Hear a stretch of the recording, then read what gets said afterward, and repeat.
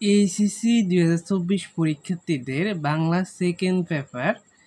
আমি একটা রচনা বলবো, এই একটা রচনা শিখলে তোমরা প্রত্যেক বোর্ডের রচনাটা কমন পেয়ে যাবা। তাই ভিডিওটা কেনাটানি সম্পূর্ণ দেখবা। দেখো, তোমাদের বাংলা সেকেন্ড পেপার রচনা 20 নম্বর। তো যারা প্লাস পেতে চাও তাদের 20-এর মধ্যে 19, 18, 16, 17 এরকম পেতে হবে। এখানে নাম্বার কম পাইলে তুমি এই প্লাস পাবা না, এই প্লাস ছুটে যাবে। তাই রচনা সুন্দর করে লিখতে হবে। আর রচনা কোনো মুখস্থর বিষয় নয়, রচনা বানায় লিখতে পারবা। প্রথম ভূমিকা উপসংহার ঠিক লিখবা, একেবারে বই মতো মুখস্থ করে যাবা। তারপরে মাঝখানে যে পাড়াগুলো আছে, পাড়ার নাম মুখস্থ করবা, আর ভিতরের লেখাগুলো বানায় লিখবা। ভিতরের লেখাগুলো কি লিখবা? বানায় লিখবা। তো আমি একটা রচনা বলছিলাম, একটা রচনা হচ্ছে মানব কল্যাণে বিজ্ঞান।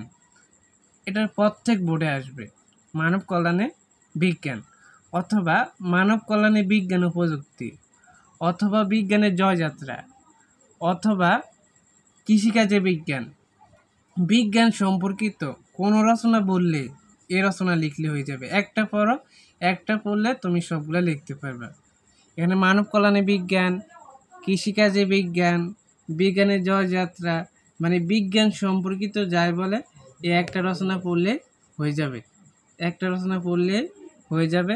তো প্রত্যেক বোর্ডে দেখবা কৃষিকাজে বিজ্ঞান বা মানব কল্যাণে বিজ্ঞান বা মানব কল্যাণে বিজ্ঞান ও প্রযুক্তি এই সম্বন্ধে একটা রচনা এসে থাকে। প্রতিবার একটা করে এসে থাকে। তো তুমি ভূমিকা লিখতে পারো, তারপরে বিজ্ঞানের জয়যাত্রা, তারপরে চিকিৎসা ক্ষেত্রে বিজ্ঞান, তারপরে এদিকে আবার আছে কি যোগাযোগ ক্ষেত্রে বিজ্ঞান। দেখে নাও, যোগাযোগ ক্ষেত্রে বিজ্ঞান, তারপরে বিজ্ঞানের বিষম্য কম্পিউটার, মানব কল্যাণে বিদ্যুৎ, তারপরে হচ্ছে জ্ঞান চর্চায় বিজ্ঞান, বিজ্ঞানের সতর্কতা, তারপরে শেষে একেবারে উপসংহার দিয়ে দিছে লাস্টে। হ্যাঁ, তো তোমরা এই নিয়মে যে পড়তে হবে এটা কোনো কথা নয়।